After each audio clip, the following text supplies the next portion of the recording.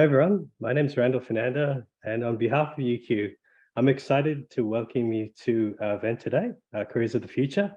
We'll begin with an acknowledgement of country. The University of Queensland acknowledges the traditional owners and their custodianship on the lands on which we meet, the Turrbal and Yagara countries. We pay our respect to their ancestors and their descendants, who continue cultural and spiritual connections to country. We recognize their valuable contributions to Australian and global society. Hey everyone, so my name is Randall Fernando, and on behalf of the UQ Young Alumni Board, I'd like to welcome you to our event. So this is the last event for our Young Professional series, I'm going to introduce you shortly to Tim Anderson, who is going to be our facilitator for today. Tim is the head of customer experience at Entain and is very much involved in the innovation space. In fact, that's how I used to know him. We used to work in Suncorp Innovation Lab together. So without further ado, pass it on to Tim.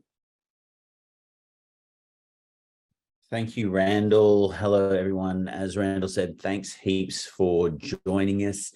Yeah, it's great to be working alongside Randall again, even if this small, brief little interaction. So thanks for having me along. One of the reasons why I decided that I wanted to come along and do this was I have a keen interest in innovation, automation, and all things that will send us towards a future that hopefully isn't the Terminator. And we've got an awesome panel that is here to talk to us about it. So I couldn't resist. So without any further ado, because you've already introduced me, I'd like to go around the grounds and introduce the panel. Ash, can I start with yourself? Tell us a bit about you. Absolutely. Hi, everyone. I'm Ash Richter. I'm a tech anthropologist, archaeologist, engineer, and venture capitalist, combo pack of all the things. I look at the past, present, and future of technology and where we're headed, especially is kind of focused at this point in my life. I recently moved to Australia, as you can tell. I'm not Australian, originally from California. Didn't notice the accent at all. Yeah, not at all. Not that I speak in Ducky speak or anything. Yeah, I've been leading investment strategy for mixed reality, geospatial technologies, automation, the metaverse, all of these things that we're now kind of chatting about today for the CIA's venture arm, In-Q-Tel, in Washington, D.C. But I kept found myself kind of preaching of, no, Australia is the place to be that's headed in this direction, that has the best potential for the future. Industry is the one that's going to be paving the path for what some of these investment theories, investment strategies need to be for long-term change. And so now I find myself here in Australia with BHP on their Innovation Ventures team. So thank you guys for having me. Looking forward to chatting. Welcome to Australia. Good to have you. Soon you'll be one of us, just like Russell Crowe and, Crowded House and all the rest of them that we sort of claim. Mohsen, could you introduce yourself? Yes, thank you very much, team. Yes, my name is Mohsen Yahyai. I'm a part of University of Queensland, so I'm a professor at the University of Queensland in a research center called Julius Krasnich Minerals Research Center. So I'm a professor of process autonomy. My key interest actually is automation and autonomy specifically for mining industry. I've worked in mineral processing and like Ash, probably my accent also give it away that I'm not Australian. So I moved to Australia 11 years ago and joined UQ, originally from Iran.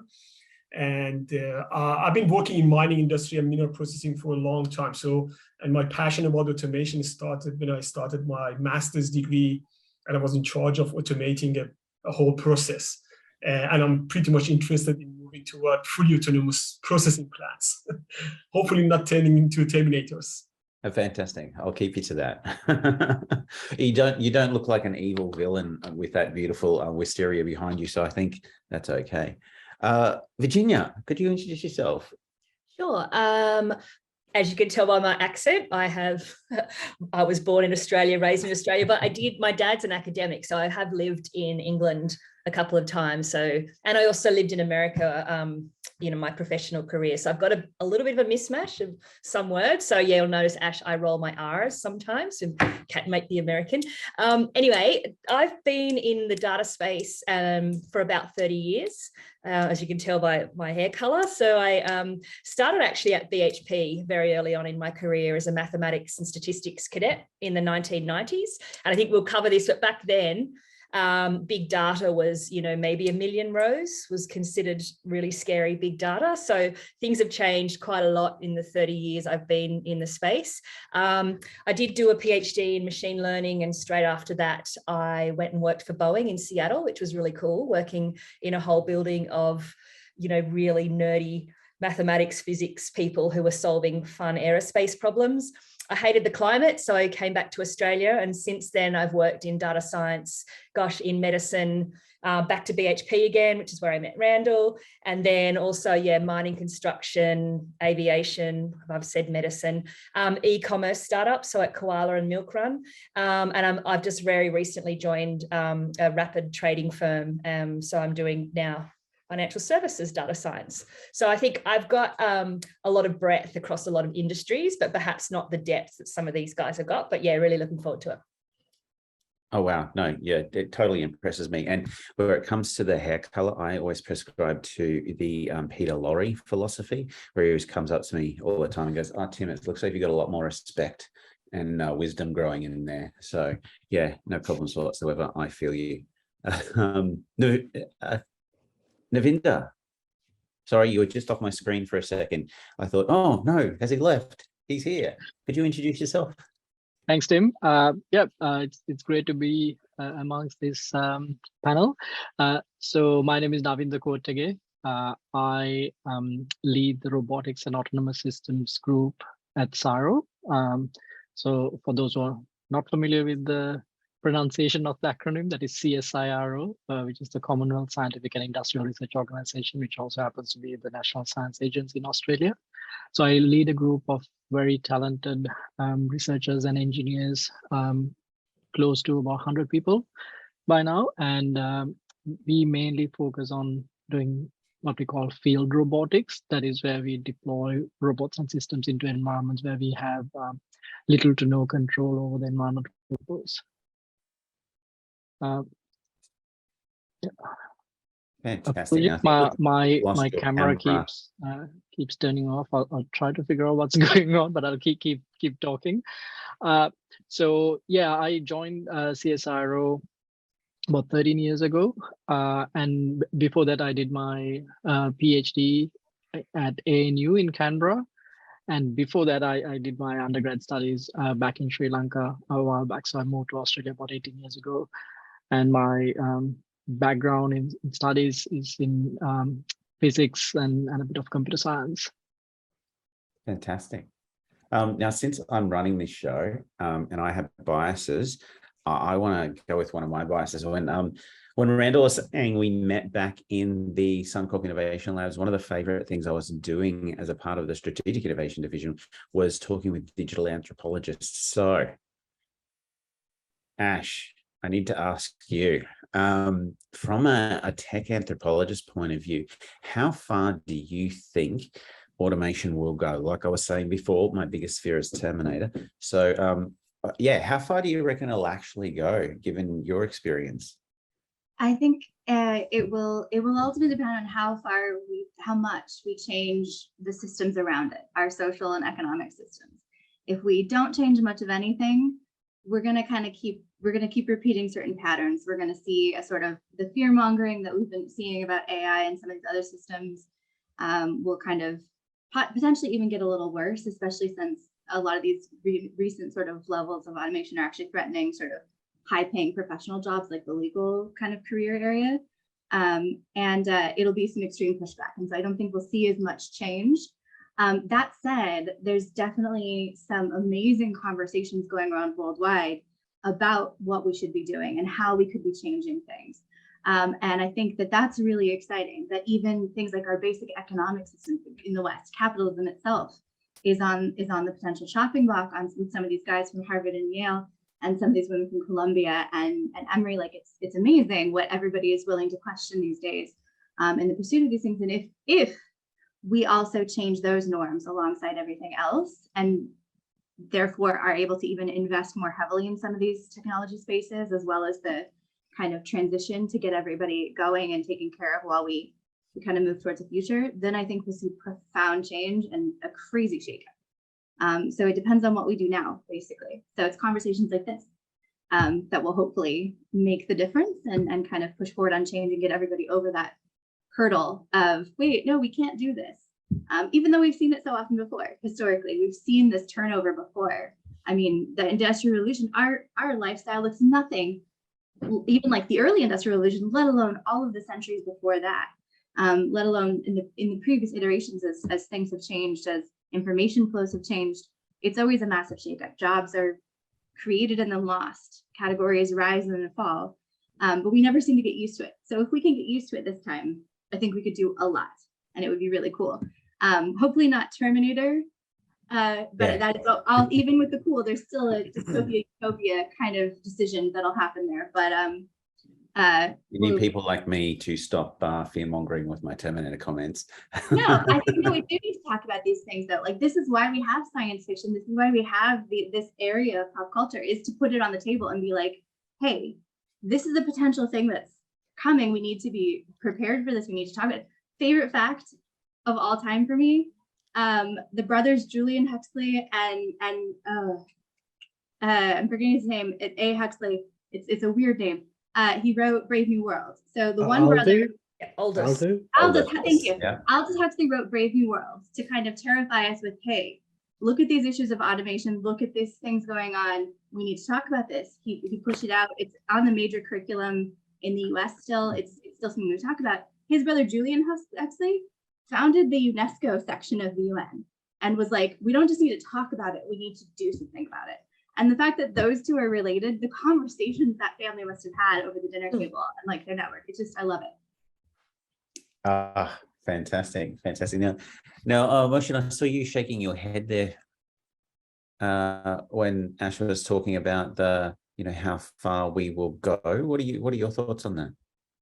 Yeah, I mean, the point that Ash mentioned is very important. And one of the areas that I can see there's lots of conversation around it is essentially, and I like the point that Ash mentioned in terms of actually not thinking about how far it can go, where it should go. I think we should start thinking about more seriously in terms of what do really we want from automation and AI, and then we can actually direct it to that direction. I think that's one of the key points that actually we should think about it as well.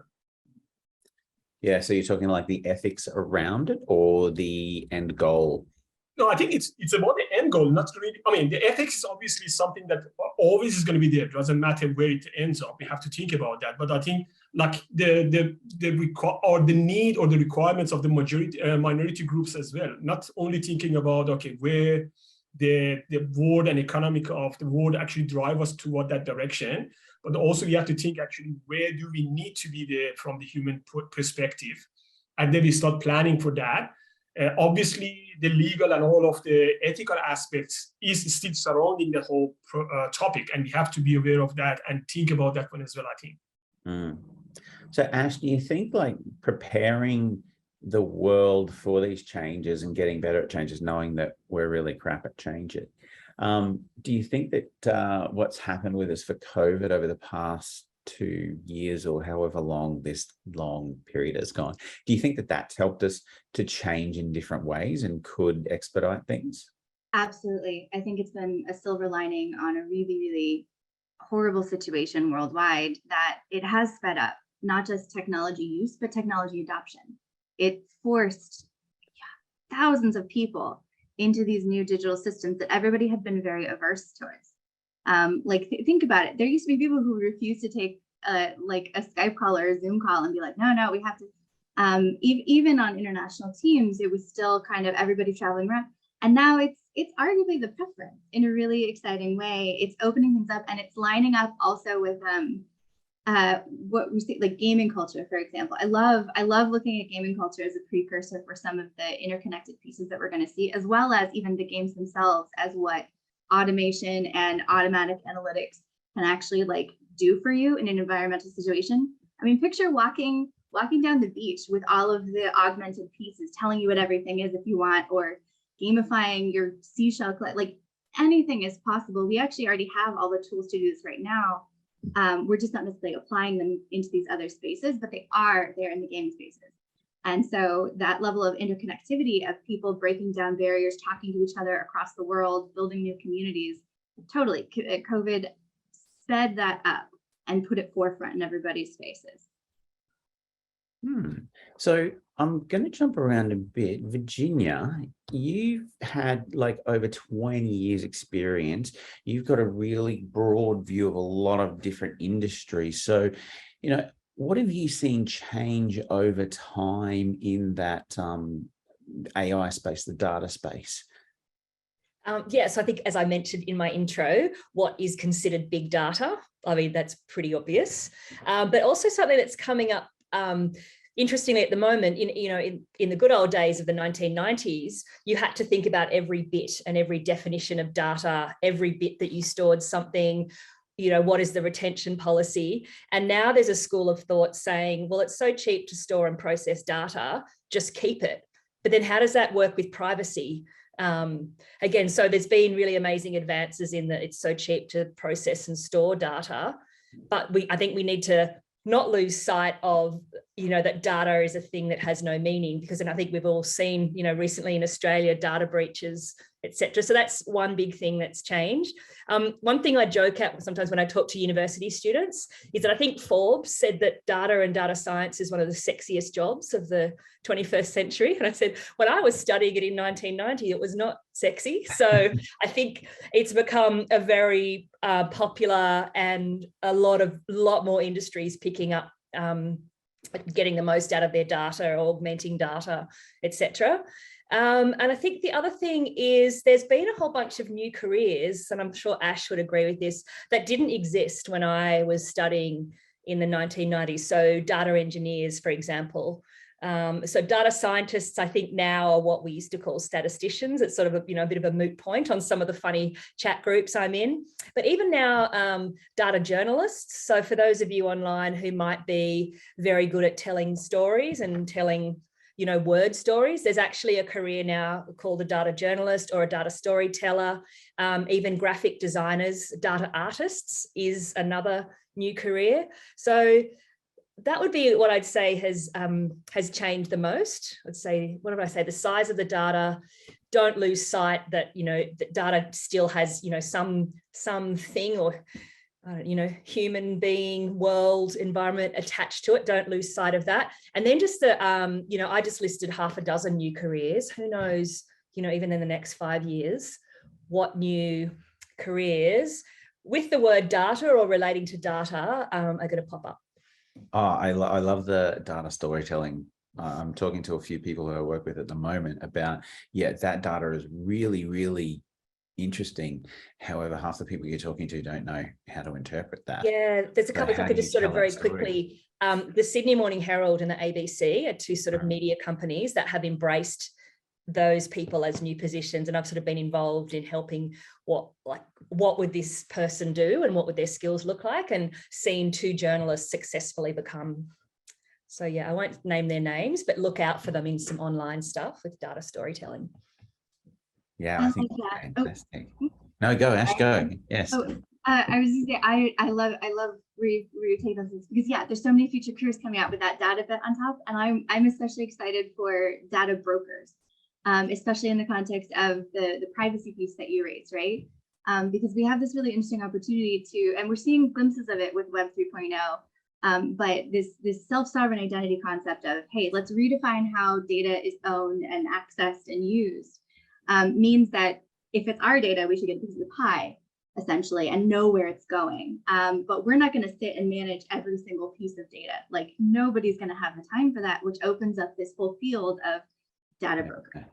And also all these other layers of industry and enterprise that can kind of do a little bit of what we're seeing the big tech companies do right now, where they're calling across data things to like analyze you and optimize their products to your response, and then vice versa. But it becomes a privacy issue, like things like, and the extreme I would argue, really fun spatial computing end of the metaverse is a surveillance system. It's terrifying in what it threatens for privacy, but it opens it up so much more free time for everybody, as well as all of these other careers that are built around data sets. You also, on a side note, that you made me think also of the cliodynamicists and the futurists who are kind of extending even the big data conversation to be like, hey, history itself was big data, but now we have so much more of it. What could we do in terms of like the Isaac Asimov psychohistory kind of thing? And so rather than call it psychohistory, since that literally sounds crazy, it's in the word. They're aiming to rebrand it as cliodynamicism in universities, like the study of all the data put together of the past and the present to predict the future. It's really cool. Yeah, so that was one of my fun facts. It's a few years out of date, but 90% of all the data in the world was only created in the last 2 years. So, you know, and again, when I was, you know, doing my data was things in tables and numbers and charts and whatnot, but data is, yeah, I won't even scratch the surface if I try and describe what all the data could be in the world these days. So another one, because I'm running things here, it's all about Tim and Tim's biases. What do you think, Virginia, have you come across anything really cool that can do interesting stuff with unstructured data, with the stuff that is the more behavioral, verbatim type stuff from, like you were saying before, there's people behind a lot of this data. Have you found any interesting stuff there? Yeah, I could use a quick e-commerce example, but I think this is where data artists and graphic designers, so I've seen really cool stuff done with colors and dimensions, and looking at the way, even in psychology, the way that people think about relationships in their human and social world and applying that to, I don't want to talk out of school, but yeah, a mining algorithm or a medical diagnosis, for example. So I think the coolest things I've seen more is that like a visual and graphic and using psychology to try and link data rather than our pure mathematical models. If I just give a really quick example of when I worked in e-commerce. Yeah. Actually, I think Koala won't mind me using their brand name. So if you can imagine, like every chat center, every call center, that's all either voice recorded, text to chat, so basically converting text chat to word data. And what we found, and we didn't realize, is that Koala give a 120-night, no questions asked, money back, return guarantee. And we, I keep saying we, I'm not there anymore, but they were, that holds if the product's on sale, if it's not on sale, wherever you got it from, if you buy it, it's 120-night guarantee. What we found was that people, nearly 30% of the messages, calls, video chats in a sale period were people asking that question. And it was something that as a business, Koala hadn't thought of that, because they're saying, of course, you can return it. But when you buy a t-shirt or a pair of joggers or whatever on an e-commerce sales site, it is, you cannot return this. You buy it, you take it, you keep it. Yeah. And so just that one little tiny, we did some funky text mining association. Text mining drew out that 30% of these tickets were, they didn't all have exactly the same wording, but it was that same issue of, if I buy this on sale, can I return it? And so putting a banner on the website saved 30% effort of ringing people, contacting. So that's just a really tiny little example of how you can convert, a word, what do you call it? A sound file to words, and then associate different word patterns with other word patterns and get a really key piece of cool insight. That's fascinating. Now, you mentioned mining a second ago. So, Mohsen, do you have any examples of what you've seen? Yes. I think, that's very interesting, and probably for the people in the call that actually, if they're looking into the future career, this one actually is an example of one of the people actually did a startup company that developed this natural language processing algorithm for himself. And they were looking into safety incident reports for a company.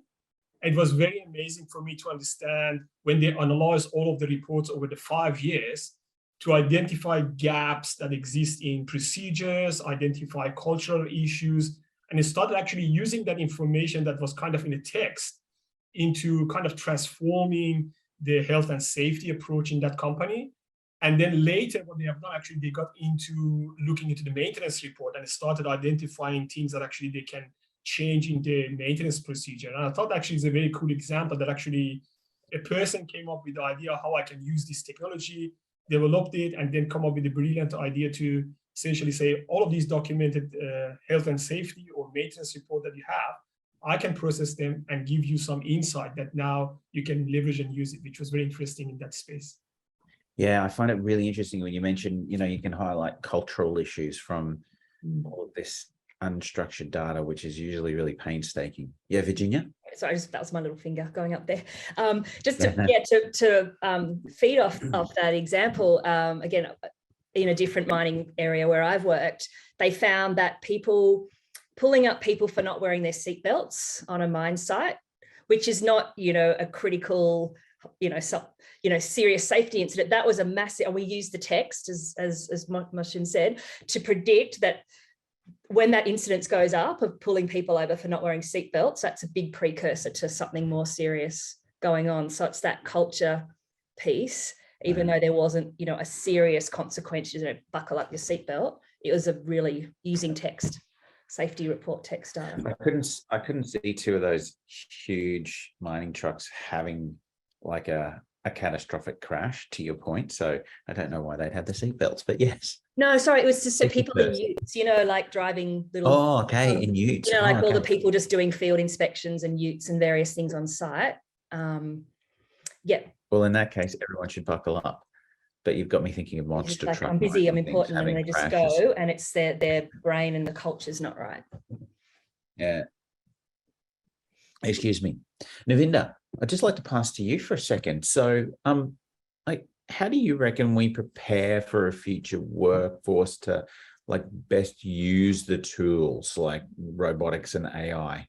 How do we become one and make the most out of that? Thanks, Tim. Fascinating conversation so far. I've been processing all that information, which is great. So I think you mentioned a keyword tool there, and I think that's really important because I'm a roboticist. I work with roboticists. We sometimes kind of get really into this mindset of, we have to develop a particular robot or set of technologies to address a particular problem. So we see ourselves as the tool builders. So we need to know how to build the tool. However, we are looking at a future where use of robots and AI technologies are going to be ubiquitous. So it's not necessarily going to be a thing where everybody who uses this technology has to know how to build the tool. They need to know how to use the tool. So that to me is a critical piece that we shouldn't lose sight of. So for example, I do know that in Australia, even in primary school, STEM curricula, they do have robotics as part of their STEM curricula, where they have little line following robots and things like that. But from what I've seen so far, there seems to be a little bit of a disconnect as to how that applies to a real world career type of thing. I think going back several decades, I think we've heard this time and again, where learning maths at school, kids ask, when am I going to use maths in the real world type of thing. So I see some parallels there as well. So I think some part of that population, that's primary school students and high school students, will become the tool builders, but majority of them will end up being the tool users. So I think we need to kind of educate them as well. So I'm thinking of, I guess, non-STEM streams of careers, right? Like if you're some sort of a artist, designer, biologist, ecologist, how can they best use robotics and AI as a tool to solve the problems of their domains without having to know how to build the tool. So I think Yeah. that there's a missing piece there, which I think we probably can try to address. I don't have all the solutions, but I think that's an important piece for us to kind of So focus on as well. to add to that, I'm just thinking work I was doing previously, we were looking at kids, and Minecraft obviously came up. And so Minecraft is kind of teaching kids from a very early age how to be builders and stuff. So I get your point, like not all of them will be the builders, but do you think they're going to be an advantage because they know how to build it, that they then will know how to use it, even if they don't go on to be builders? Again, I see a bit of a parallel from many decades ago when computers became cool, right? Initially, there were kids who would try to build their own computer and try to put things together, and then they were kind of the nerdy kids who were playing with that sort of stuff. But nowadays, majority of us just use computers without having any clue how they're built or how they work.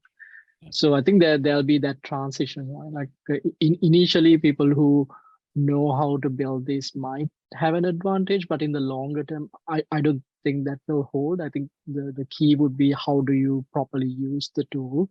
Yeah. And there are a couple of things. I think they need to be aware of the availability of the tools.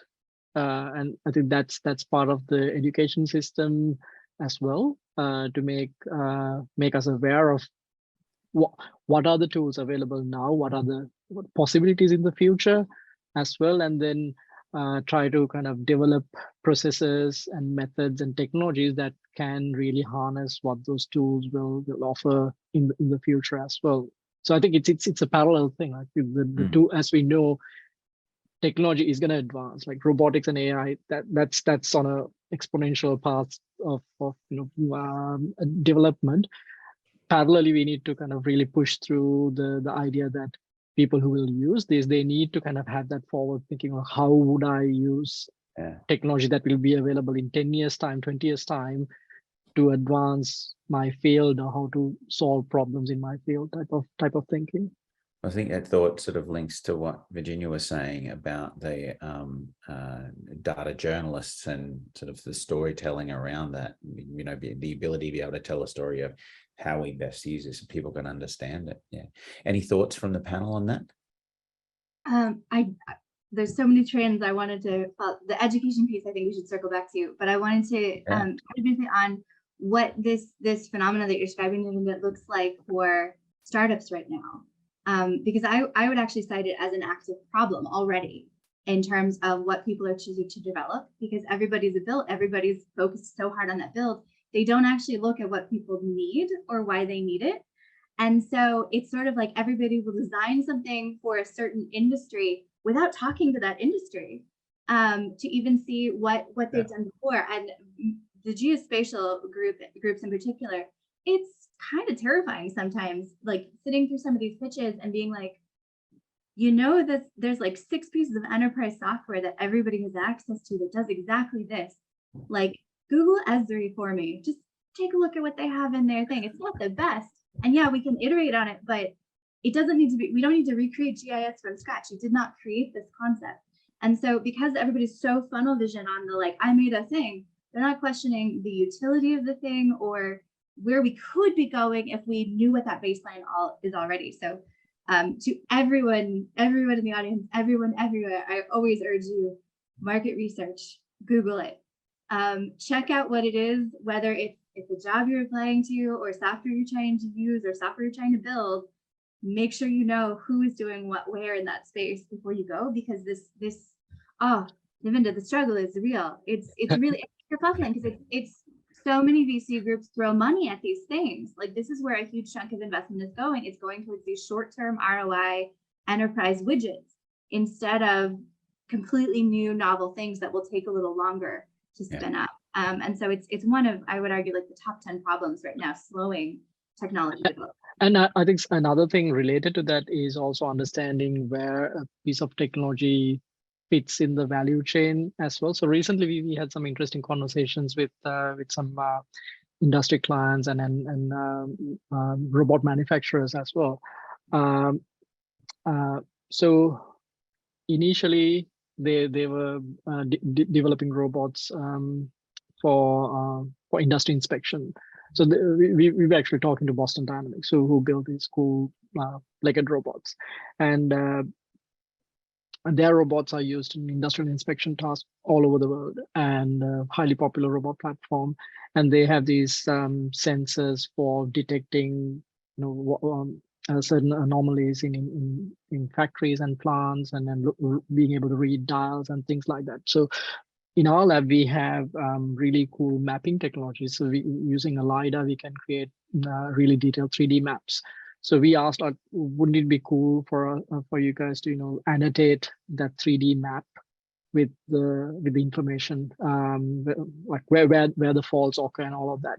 So their response was really, really interesting. So they said, yes, there's a novelty factor, and a lot of people do ask for that, because it'll be cool if they can annotate a 3D map of their plant with various points where they have errors. However, in the future, that's not what they're after.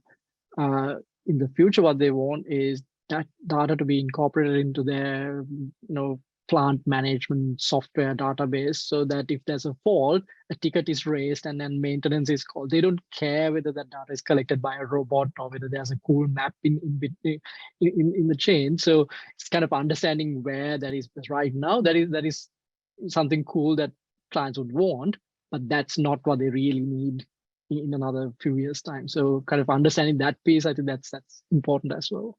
Oh my God, Navinda, that is the engineering problem at the heart of some of my old research, was trying to get people to realize the functionality of what is possible with 3D imaging and what we could do, and the power.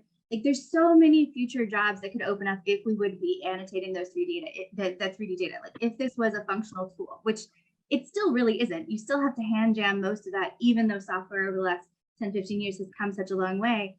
But it's machine readable annotation on a 3D space that you can repurpose to like remap onto the real world. Like, it's like a mini panacea for a huge chunk of other mapping problems. But everybody says no. Everybody's like, no, that's a short term. It's pretty. We don't need that. Oh, I used to have such a big fight with Google at Earth Engine over why they weren't incorporating some of these data sets and building towards that. And they were like, no, we'd have to like redo this automated engine, polys versus points, yada, yada. No, this is functionality, but everybody presumes always this 2D version of, no, we just want it for operations and maintenance and asset management and a 2D digital twin. And it becomes like a very limiting conversation. They have the users right there telling them what they want to do. But the builders are like, no, we know what you want. You don't get to tell us what you want. And then it just recycle repeatedly. Sorry, super overexcited. Like I said, like, oh, LiDAR's the best. Nobody's playing with point cloud. Go play with point clouds. Top tip. You're allowed to get excited. Anyone can jump in at any time. I will continue on that. One of the coolest things I was playing around with a little while ago was annotating 3D spaces for a claims a VR AR experience. So instead of you having to call up, you could just throw on your AR and say, oh yeah, here on my wall where this is going to get fixed by my insurer, here's the notes from the builder, here's when they're going to come and fix that and ticket. It was like, that would be so cool. I don't have to call. I can just look on the wall and it's all there. It'd be awesome. Mohsen, I'd like to ask you, how do you reckon AI and automation is going to change the landscape of future workforce? I know we've spoken about a little bit now, but what do you reckon we need to do to get ready for that change in the workforce due to that automation and AI? Yes, I mean, just before I go to that, I wanted just to reiterate what Ash mentioned in terms of, and I think for the future career, it's very important that people actually look into the gaps that when the technology is introduced, what are the opportunities and what are the gaps, instead of just going ahead and developing something and say, oh, this is a cool idea that I came up and I'm going to develop it. I think as we discussed now, that when the new technology comes in, it opens up enormous opportunity. If you find the gap, then you can actually easily get to the space that actually now you can deliver something that's really needed and it's unique as well. I wanted to reiterate that it's very important. And in terms of the AI automation, I think, and that's the area that I'm very passionate about, because we are moving along in terms of development of the technology. And also, I'm glad that actually Virginia mentioned that in terms of the amount of data that we are generating as well. And I think there is no possibility for human being to be able to analyze all of that information and make very quick and snappy decisions in that space. So, and to me, I think integration of the AI and automation and the technology is something that is going to move basically very much ahead, and is going to change the landscape of the automation. I think the shift in the paradigm that we see moving from industry 4.0 to 5.0 essentially is in that integration of AI and automation and technology in general, in terms of being able to use basically artificial intelligence to process and analyze the data and get the insight that normally is not very easy for us to get all of that information in that vast data set that you're generating. But to me, again, this is going to open up opportunity. Like, I mean, because I'm working automation, always get criticized that actually you try to push people out of job. And my way of thinking actually is, no, the job is not going to be basically disappear. I think what's going to happen is the nature of the job is going to change. And any of these technology and changes that happens is going to basically evolve to opportunities for people. But we, I think us as a university and also in general people, I think we have the mandate to start thinking about the skill set that we need to develop for people. So then as these technologies start moving, people have the skill set to adapt themselves and start leveraging that. And I think there are lots of good movements, but we have to move very fast. And I don't think actually we are moving fast enough in terms of changing the skill set that we need to deliver to future workforce to make them ready. And that's, I think, we'd move faster. What do you think we need to do to move faster for that change? I think, yeah, I mean, it's a good question. And I wish I had the answer for that one. I think, I mean, that's one of the criticisms. I'm in university, so I don't think that universities are very fast and nimble enough. So they have to keep changing them. I don't think the old school type of education is going to work anymore. So we have to think about changing the university structure to be more agile. Already there are some movement in that space, but I don't think is enough. I think actually this is actually one of the opportunities for future work as well. So anybody who comes into space that actually can offer these type of education that can basically fast track for people to get them ready to that space, I think they are in a huge business in that space as well, in terms of getting to that. And there are lots of groups that actually started developing those stuff. But what I don't see is in a structured way to understand actually how the technology is evolving in 5 and 10 years, and start angling ourselves to deliver things that actually then people can get ready into that. And already when I'm looking into comments and questions that people they start asking, you will see that need. Actually, people, they are wondering, actually, where do I get this stuff? Where do I get that stuff? How do I know what's happening and how I can basically skill myself? Yeah. And that's the area that is need to move. But the big criticism is for universities. I think being from university, I think we have to change our teaching model. The old model is not going to work anymore. It's if UQ is listening right now, they can take on that feedback and get the team onto it. Hey, we are going to have some Q&A at the end, so please use the Q&A function to throw your questions in. Just because it's relevant right now, Catherine did ask a question around, are there any industries or roles you think may be at risk of dying out as technology progresses and these new careers become predominant? I suppose while you're talking, Mohsen, you can go, but for the whole panel, what do we reckon is going to die out? Maybe the rest of the panel can go, and then I can come and present my views. Go for it. Who'd like to jump in first? I don't want to be the only speaker, yeah. I could throw out a couple of maybe controversial ones, or maybe not. Go for it. So I'm just in the data space. I think, and again, Mohsen, yeah, the traditional way we've taught data warehousing and data, you know, maybe an IT degree, you know, it's data functionality. I think that's a skill that needs to be updated, and the way the technology is going is there's a lot of automated self-serve machine learning actually saying, hang on, someone changed this currency from, Korean won to yen, and actually having a machine do that rather than some, backroom data warehouse person. And also maybe controversially, things like business analysts and business intelligence is moving to be much more self-service, and then much more than anticipating, okay, I noticed you like to look at what's going on a Friday in a certain financial market in the rain, for example. I'm just making that up. We notice that that's the sort of thing you're interested in. Machines and data tools can serve that up to you without you having to go to your whole team of analysts and say, can you spend 2 days, going through all of this data and come back with a chart? So to me, I think some of those more, I'd say, traditional corporate roles in the data space, maybe a thing of the past. I'm happy to be contradicted, challenged, etc. No, for me, that makes complete sense. I mean, I've been following the AI art, and, you ask the AI art bot a question and it'll paint something back. It just makes complete sense to me that you could do the same thing instead of going to your staff to go, hey, business analyst, bring me this graph that could just happen. And it could be as random about what's happening in the raining here right now, actually. Ash, no, I was going to jump in and say that there's another layer which is not very obvious. I guess the old boring term is like a decision support system type of thing, but in reality, what's happening even in the medical profession now when it comes to medical diagnosis, there's a lot of AI based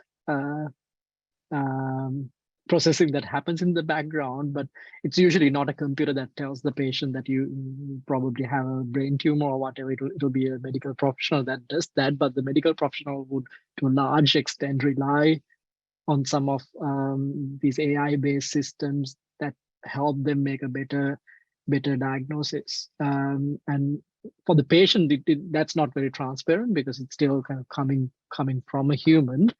But to me, that's kind of a good thing, because if, again, that's using AI as a tool to be able to make better decisions, better diagnosis. So it's been happening for a while, and I think it'll continue to happen.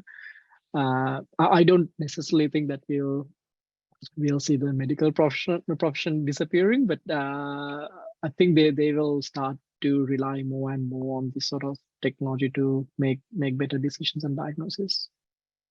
Yeah, I suppose similarly to what Ash was saying earlier about the legal profession as well. So Ash, sorry.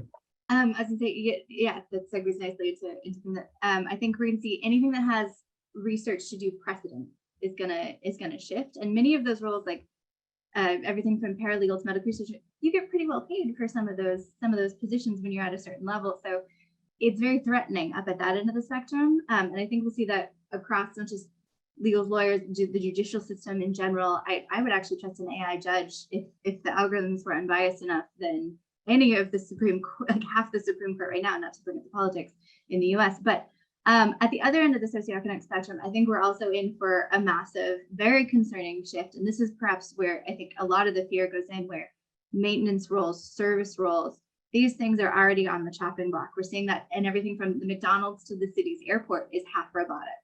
They need minimal staff to keep these things going. It shifts the nature of the entryway into the workforce for kids who are getting their first job.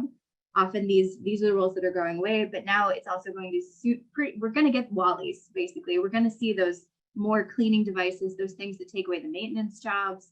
We're gonna see those relatively soon, though I think the first thing that's really, really going to go are customer service jobs. And we're already seeing a huge swath of those eliminated with the basic bot systems. But there's a slew of startups out there that are working on these things focused around digital beings, and essentially sort of really conversational AI systems that you visually and verbally are able to be very reassuring and have an active conversation with you in really interesting ways that are not only changing the game for customer service, but paving a really interesting pathway of knowledge preservation in kind of industries, for example, like mining, where if you take that same structure of what they're doing for a digital being there, and then you essentially train it via the gray-bearding workforce. Now you have an answer bot that's doing a lot of the training as well. So there's an interesting thing that might happen this is the might with education and what that looks like. It could be really awesome and personalized, both for whether it's a career kind of thing, or there's even the potential of pushing that back down the chain to earlier stage education things. Like there's a slew of exciting 1950s sci-fi that always predicted that would be the thing, but there's actually quite a few startups that are trying to get there, and they're testing out their products both with kids and in retirement homes. There's actually quite a few in New Zealand, interestingly enough. It's kind of become a really fun hub for this particular space rolling out. It will, I think, change things, hopefully on the education point, make things a little in them being personalized better in terms of putting back in some of those pieces that the modern education systems have lost. We've over economized education. It's all about the money these days. And at the same time, we very much insisted that everybody have and pay for that education. There's some crazy stats that I came across recently where I think 1977 in the US, 15% of jobs required a college education. Now, 15% of jobs don't require a college education and everything else does.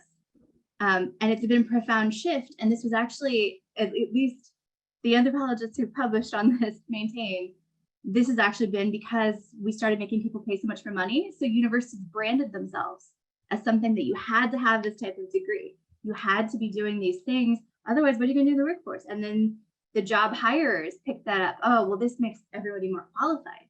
But at a point in time where we can have personalized education, we can have all of these beautiful, I'm obsessed with MOOCs. Everybody take classes online. It's so convenient. It's so lovely. You can explore everything you want to. Touch your fingertips, often entirely for free. But we don't credentialize as well as we could. And we haven't learned to trust those online credentials from these programs. And that'll be a big shift I think we see. But I think it also lines up with, I think, the borders shifting as they have already done in our digital spaces that we have.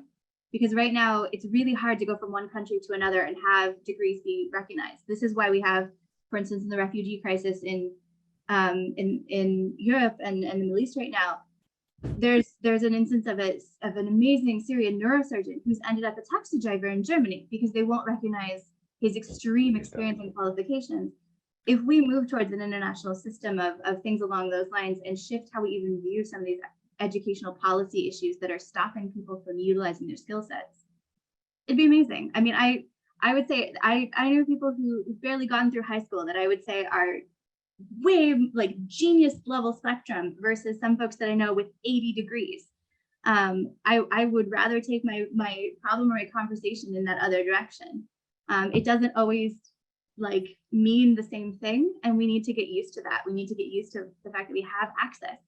And again, we soon will have some really lovely levels of personalization towards what we're looking at, and what that is something everyone else knows about. Have you guys seen People Engines? I love this area of software that's popping up where it's essentially the system in Miss Congeniality with Sandra Bullock, where the FBI has like a database where they're like, here are like 80 different variables. We need you to find somebody in our employee database that matches these.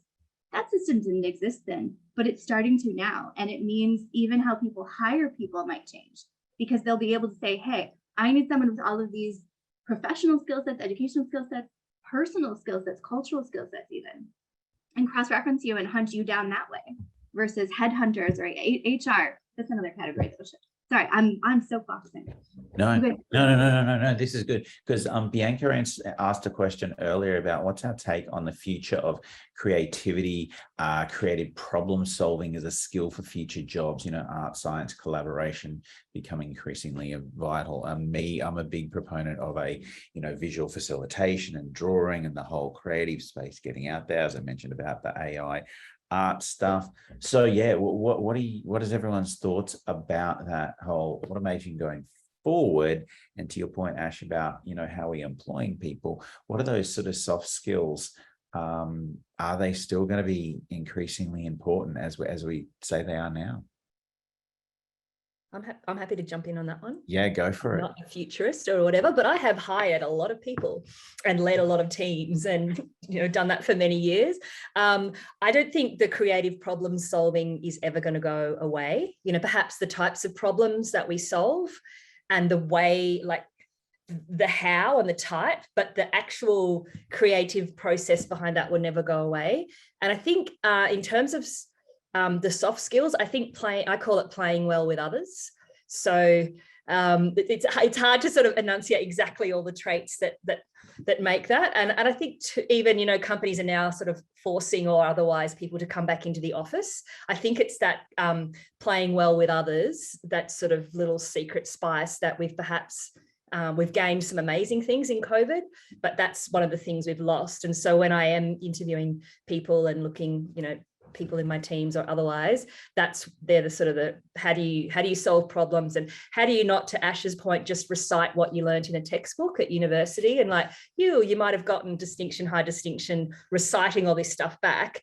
But if you then say, you know, one of the examples I often use, imagine you're working at Apple and there's been a worldwide outage on iPhones, and you're the data person that's come in to fix that. What would you ask, or who would you go to, or what sort of? And some people just literally cannot answer that because it's not in the textbook.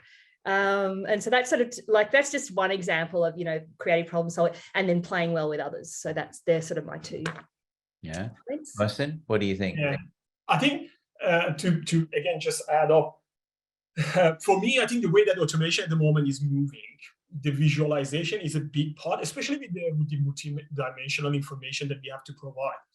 And recently, actually, I hired a PhD student that is a game developer. And the main reason for me was actually with automation was how you can actually start projecting those type of information in a meaningful way in a virtual environment, that then person that you're working in a remote area, they can not just only looking in a monitor and the 2D information, how they can grasp that.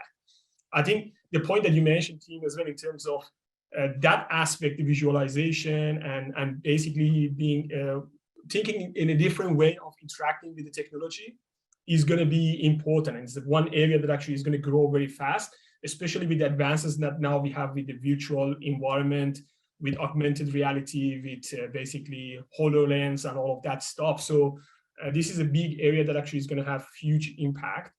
And in terms of the soft skill, I'll completely agree with Virginia. I think that higher order thinking, team player, all of that is going to be very important as well, because we can't really do much as a personal type of work. So it's going to be essentially always people working within a team and solving very complex problems, essentially.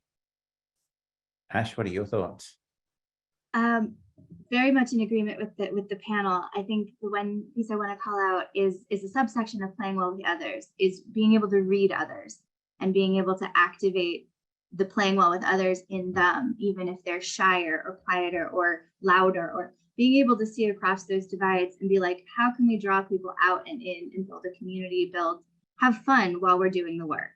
I think that that's a really, really important skill and something that often gets overlooked. Yeah. And I had a final question here. I know we're going late for time, and it's kind of related to this. And it was, in what way has AI, automation, all of this change that we're experiencing, how will it not change our way of living? Like, what will not change due to all of this AI and automation? Navinda, can I call on you? Put you on the spot. Look, I have I guess a cynical answer and a more thoughtful answer, I suppose. I think the cynical part of me says most of the bureaucracy that we're experiencing probably won't go away. But I think a more thoughtful answer would be, I think what we value as humans probably wouldn't change much. We still kind of, you know, have certain things that we cherish. So I think that I don't see that changing a lot.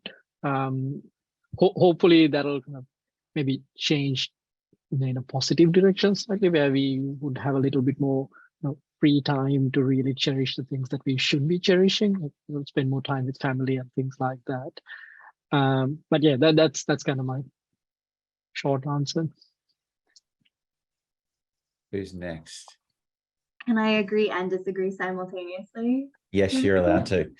Because I agree. I think there's some fundamental human pieces that we will cherish and not necessarily change. But historically, one of the things that I think is so fascinating is when we've had these big shifts, sometimes the dynamic of everything from romance to friendship has changed. So sometimes sometimes the family structure or how that's arranged has changed. Like we have this notion that romantic love was not one of the 5 Greek forms of love that anybody wanted to talk about. Like it was a much more of an arranged thing. It was these levels of friendship love and erotic love, but not these high romance things. That's actually a medieval concept that kind of really permeated society and now is our subject of all of our Disney movies that we learn, that we grow up with and move forward to, which is a little dangerous, to be honest, psychologically. So I think in that we've seen many of these things change over time as other things change around them. Like even the family dynamic changes, for example, like pre-industrial revolution, you had a bajillion kids because you didn't know who was going to survive. You needed them to work the farm. You kind of leaned into these certain things. And then we moved away with that. It didn't take away that base layer of cherish. That's where I'm agreeing and disagreeing. For like, yes, there are these things, but I think it's a much smaller core than I think we tend to look at, because for some reason, I would actually argue in all of human history, these the current generations that are alive are the ones that are coziest, thinking this is the way this has always been, which I think is interesting because we have more information. We see across the larger landscape of history, society, modern civilizations, and how everyone runs things. And yet for whatever reason, we really are like, but this is it. It's like the thing in the Matrix where they're like, this was the peak of human civilization. Was it? Is it? It's not. It's going to continue to evolve. And we've seen that again and again and again. Earlier civilizations were always willing to recognize that. They knew that things had come before. They were always very respectful. Like you see that often.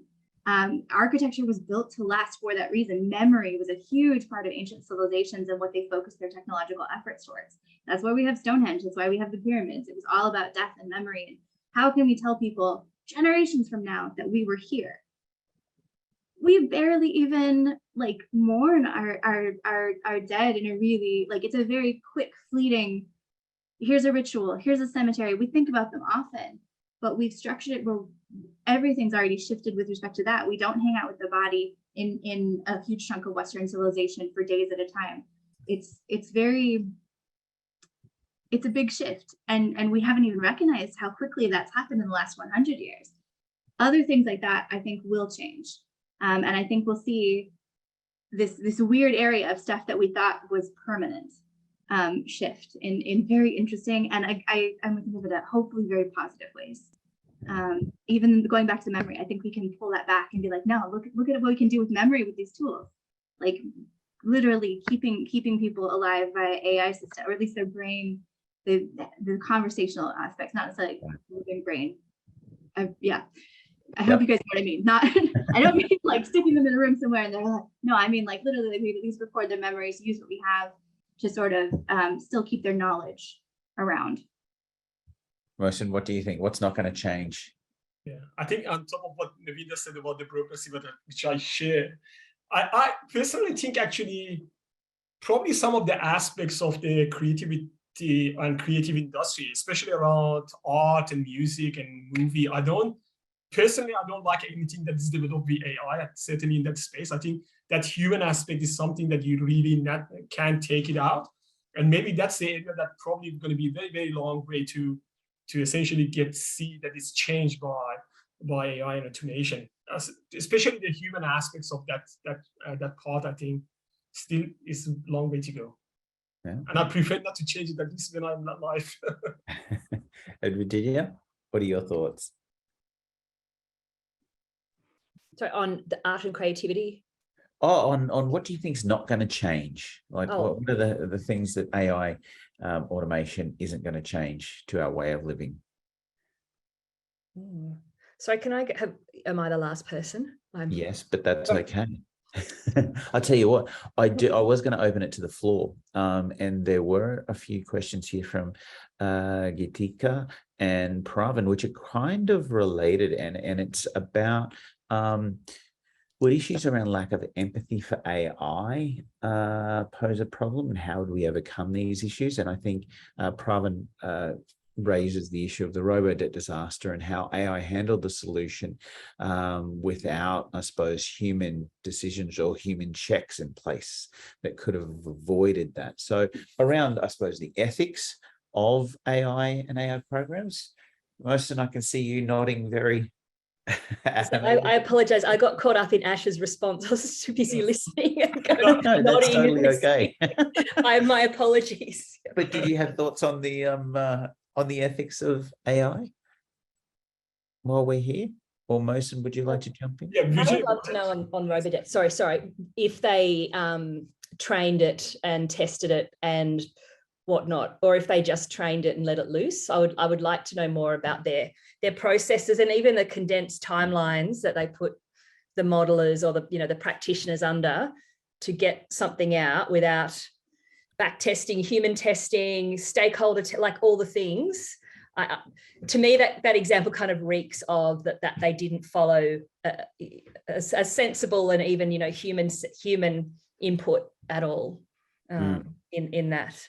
But I've also seen examples, which I'm really interested in, is teaching. So in natural language processing, you can teach a chatbot to be Australian, to go, oh, g'day, mate, what for, yeah, and then teaching someone, more formal. But can you then teach that to pick up, oh, this customer or this person is, it's touched a raw nerve or they're getting upset. I need to insert some empathy. And Ash would know much more about that than me, but I've seen people try to, yes, you can get the structure of language and the cultural differences, but that empathy without it looking fake and stupid, because then you get the Twitter screenshots of, look at this stupid response I got.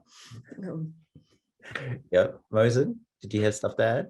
Yeah, they are really great questions. And this is something actually always people are asked about when we start thinking about, giving some of the decision making to machines and AI techniques. And I think the ethic aspect is something that there has been lots of work in that space and people they are working in that space. I think probably there are still things that to be addressed in terms of the research and how you would implement those ethical aspects when it comes to AI making decisions as well, which there are lots of good work has been done in the recent year, especially. I recently came across an interesting book. I forget the name of the book. I have to remember it again, but done a very good research to understand how human would judge robots when they are making the same decision and same mistake as human beings make. And that lack of empathy between for human in terms of for robots actually creates a bias in terms of how they would judge a decision that's made by a robot and human. I think those type of studies becoming more and more now available, which help us to start implementing it. And I think that comes down into one of the skill sets that actually we require when it comes to the future workforce as well, in terms of especially people that they are in the development space, they have to have a very good understanding of those aspects. And not only ethical aspects, but also human psychology, because it's not only about some of the rules that we have to implement, it's about how human perceive robots and AI from the human psychology perspective. And I don't think engineers, I'm one of the engineers there, so have been trained very well to understand those aspects. And I think that's one of the key points. For us, everything is structured and all of that. So we need to learn that when we want to develop machines as well. Yeah. Ash, what have you got to add? Again, complete agreement across the panel. I think the empathy piece, I think it also is going to, we even have to codify empathy and what that means across different cultures as well. And I think that will be a really interesting challenge. It's already, this is like this, I'll reserve the whole tangent. I'll shorten it as much as I can, but I think this is where augmented reality has a really profound possibility to shift semiotics. So Dan Brown likes about symbology and how we kind of interact with the environment, read all of these different pieces of the past and present and cultural norms through what we're seeing and engaging with. We don't actually have that translator anymore. Like when we go somewhere and we see architecture on a building and these designs and these things, we don't actually read that. We don't know what it means. Like it's rare to come across somebody who will geek out over mythology these days. And yet that actually was part of the education core for the majority of the 19th and early 20th century. And yet now we don't cover classic Western civilization the way we used to, which means we don't actually read some of these monuments or pieces of history like we did. But we're seeing in tech development, big companies, they usually have a naturalization unit that's trying to ensure that they're not hitting cultural semiotic buttons, that they're not using the wrong color inappropriately or putting the wrong symbol somewhere inappropriately, that they're up to speed on how a symbol has changed over time. And yet it's still very much a regional thing. And again, I'll point to and this is not just me making up this notion of like nation states. Maybe they'll go away, we'll see something else. This is a big conversation in the international relations government crowd. Half of them are scared for it, half of them are really excited about it. We've seen international bodies start doing some actually very impactful things over the last 60 years. It could be much bigger and much more exciting, but that also means codifying things like empathy and human engagement so that before we even try to teach it to machines, because it has to work for everybody. And that means potentially it's some risk of syncretism, of everything getting mashed up a little too much, and then we lose that individual flavor. I think this is actually a big issue with the United States where, yes, we're a melting pot, but it actually has created that nationalism in place of it, right? Nationalism is actually a post-Revolutionary War, or not post-French Revolution. You didn't really have nationalism for a nation state. Nobody was saying like "Vive la France" in the 1500s. Everyone was like, "Do we live in France? I didn't know that's what this was called." Like it was not. It was a very different kind of thing. And now it's an identity structure replacing some of these other cultural norms. But if we see, given all of those shifts, it's more potential for change. But again, it means for things like empathy, we don't have a universal definition yet. So we'd have to come up with that and create something. Again, before we can make it machine readable. Impossible thing. How do you codify empathy? And with that very complex problem, we're going to have to leave everyone on the edge of the cliff because we've come to time. I could be here all night talking, but I'd like to thank all of our panelists. Thank you for everyone at home who sent in questions. Unfortunately, we could not get to all of them, but they did guide the conversation here. I hope you all enjoyed it. It's now my turn to throw back to Randall. Randall. Thank you so much, Tim.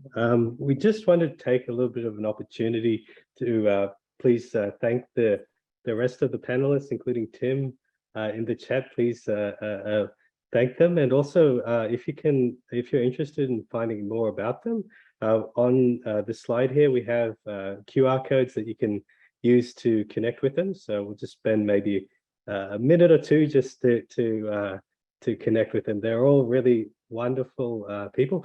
I just wanted to add as a point, I changed my virtual background just now to one which was generated through AI. So I made one with brush turkeys racing under jacaranda trees. So I think it's interesting to hear some of the discussions that came out and see just all the sort of cool and weird and interesting ideas that the panelists came up with. And it certainly will make me, I think I'll need to spend a bit more time thinking about the future